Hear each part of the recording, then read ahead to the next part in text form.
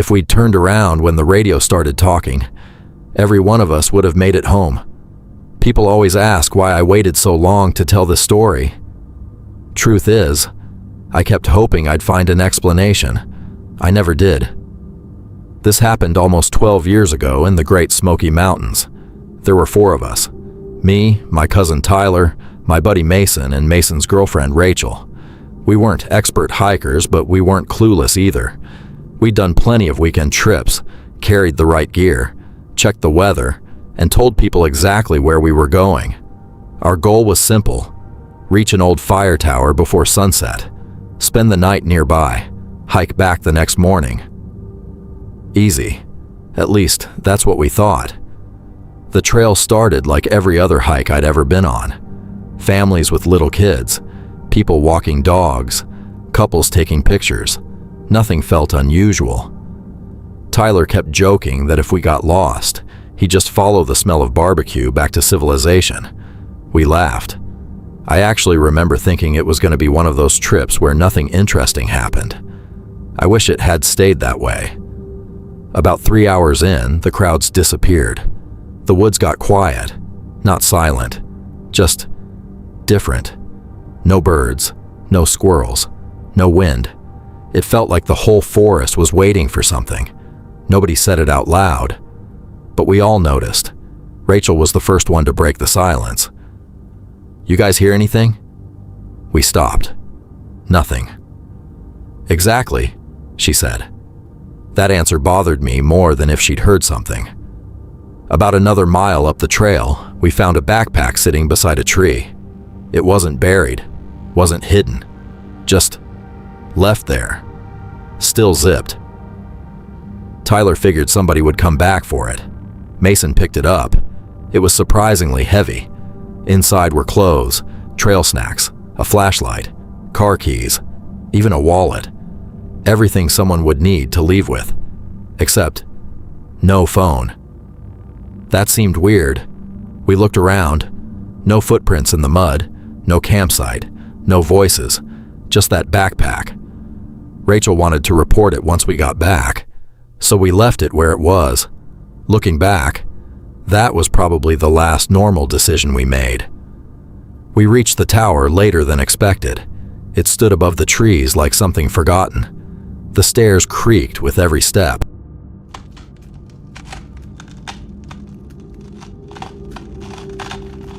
Tyler grinned. "If this thing falls over, I'm haunting all of you." I laughed. 5 minutes later, I wasn't laughing anymore. Inside the observation room sat an old emergency radio. It looked dead. Dust covered everything. The batteries had been removed. Mason even joked about taking it home as decoration. Then it crackled. Every one of us froze. Static filled the room. Then a man's voice. "Don't let them come down." Silence. Another burst of static. "Keep them at the tower." Then, nothing. Nobody moved. Mason walked over first. "There aren't even batteries in this thing." He turned it upside down. Empty compartment. I swear I saw his face lose all its color. We decided we'd heard enough creepy stuff for one day. The plan changed. Forget camping. We'd hike back before dark. Simple. Except the trail wasn't there. Same stairs, same direction, same ridge. But where the trail should have started, there was only thick brush. Tyler pulled out his GPS. No signal. Rachel checked hers. Nothing. My phone showed 1 bar, then none. Mason forced a laugh. "We walked up here. The trail didn't just disappear." He was right. It didn't make sense. Still, we started downhill the best we could. That's when we noticed someone watching us, far below, standing between 2 trees, too far away to make out a face, just a person, perfectly still.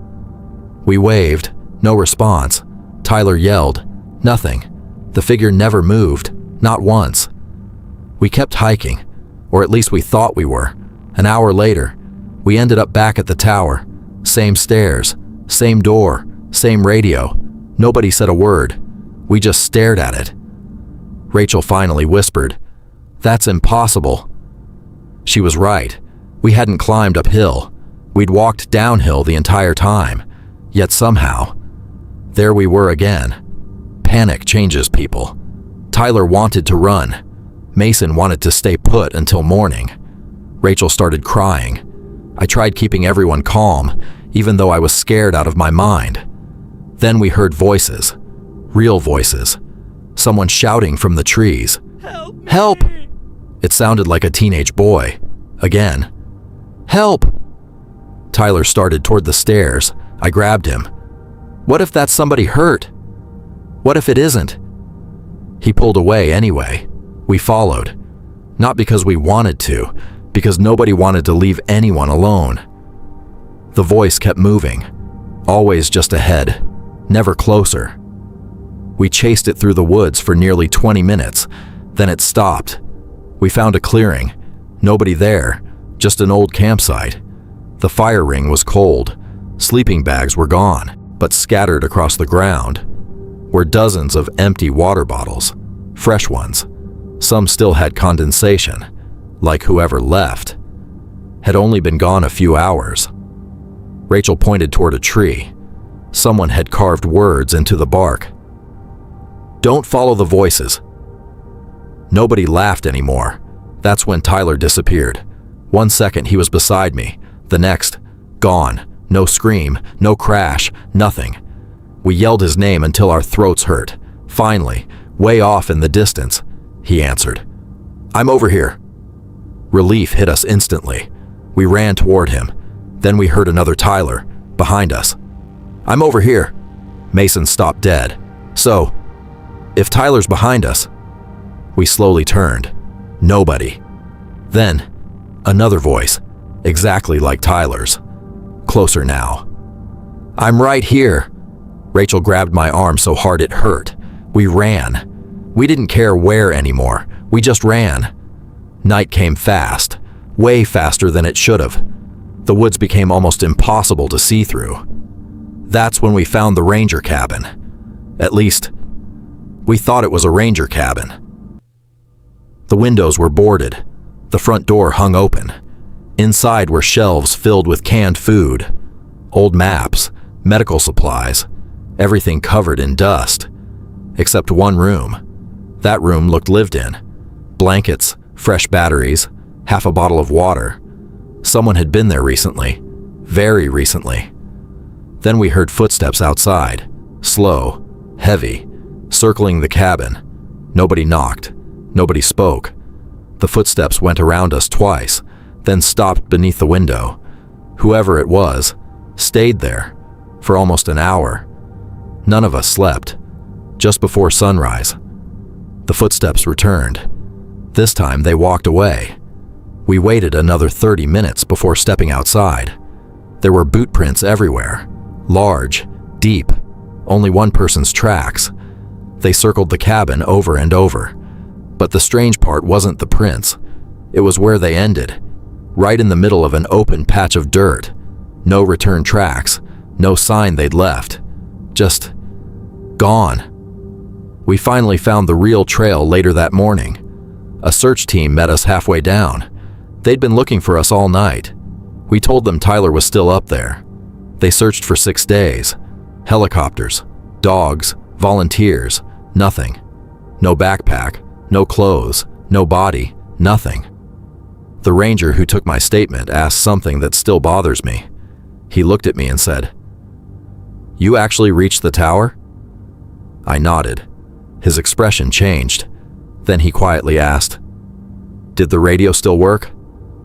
I never answered, because I wanted him to explain why he asked. He didn't. Years later, I went back, not to hike, just to see if the tower was still standing. It wasn't. The old structure had been removed. The area looked completely different. Before leaving, I stopped at the visitor center. On one wall hung old photographs of the tower. One picture showed 4 hikers standing on the observation deck. The photo was faded. The date was impossible to read. But I counted anyway. 1, 2, 3, 4. The guy closest to the camera looked familiar. Too familiar. He was wearing the exact same flannel shirt Tyler disappeared in. I asked the employee if I could get a closer look. She smiled politely. "I'm sorry. That photograph has been there longer than I've worked here." I asked how long that was. She checked a small plaque beside the frame, then looked back at me. "It was donated in 1989. Tyler was born in 1996. I've gone over that trip in my head more times than I can count. Maybe exhaustion played tricks on us. Maybe there was someone living deep in those woods. Maybe we wandered farther off the trail than we realized. I honestly don't know. But I do know this. 3 of us came back. 1 of us never did. And every now and then, usually when I'm somewhere quiet, I'll hear a burst of radio static. Just for a second.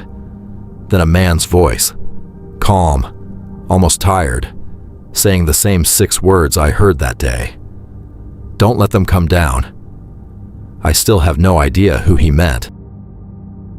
I still remember the exact moment I realized I wasn't alone in that tower. It was 2:14 a.m., and the radio had already stopped making sense. Not broken, not static. It was speaking. They assigned me to Tower 17 because I didn't mind isolation. That's what I told myself anyway. Old fire lookout posts in the Appalachian backcountry don't attract volunteers. Most of the younger rangers avoided them completely. No cell service, no roads for miles. Just a rusted staircase wrapped around a wooden tower sitting above endless pine forest. My job was simple: watch for smoke, report anything unusual, and stay put unless absolutely necessary. First week felt normal. Too normal. That should have been my first warning. The first strange thing wasn't dramatic. It was the silence, not the peaceful kind. The kind where even the forest stops behaving like a forest. No owls, no insects, no wind through the trees, just stillness. At 11 p.m. on my 3rd night, I called in a routine check. "Tower 17, all clear." Dispatch responded immediately, but the voice on the other end didn't sound like dispatch. It sounded like someone trying too hard to imitate them. Same words, same cadence, wrong tone. I leaned into the radio. "Can you repeat that?" A pause. Then it said, perfectly clear, "You are doing fine. Stay where you are." That's when I first felt it, like the tower itself had shifted slightly under my feet. The next night, I noticed the footsteps, heavy, slow, circling the base of the tower. At first I thought it was a bear. We get black bears sometimes in the lower ridges. I grabbed the spotlight and scanned the tree line. Nothing. But the footsteps didn't stop. They moved in a full circle around the tower, over and over, like someone pacing and learning the structure. I radioed in. No response. Just dead air. Then the radio clicked on by itself, and I heard breathing. Close. Too close. "I can see you now," the voice said. My stomach dropped. I stepped back from the window. That's when things got worse, because I realized something impossible. The voice wasn't coming from the radio anymore. It was coming from outside. By night 5, I stopped turning off the floodlights. The tower was fully lit at all times, cutting harsh white beams through the forest like blades. That didn't stop it. I started noticing movement at the edge of the light. Not running, not hiding, just standing. Too tall for a normal person. Wrong proportions. I convinced myself it was a trick of distance. Then it raised its arm and waved, slowly, deliberately, like it knew I was watching. I radioed dispatch again. "This is Tower 17. I've got a possible intruder at base." Static. Then the same voice again. Calm, controlled. "We know." A long pause followed.